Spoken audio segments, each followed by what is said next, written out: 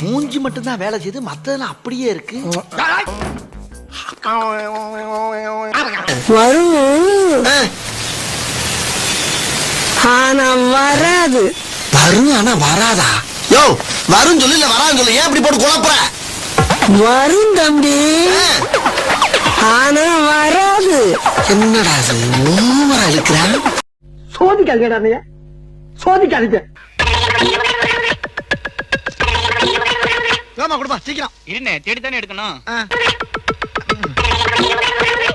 சொல்ல வச்சிருக்க சில்லற காசு எடு. போப்பா, நானே பீடி வாங்க காசு இல்லாம எட்டனா கலாம் வந்திருக்கேன். சில்லற காசு வேணுமாம்ல? சில்லற காசு காசு இல்லாம என்னத்துக்கு கிடக்கு வேற?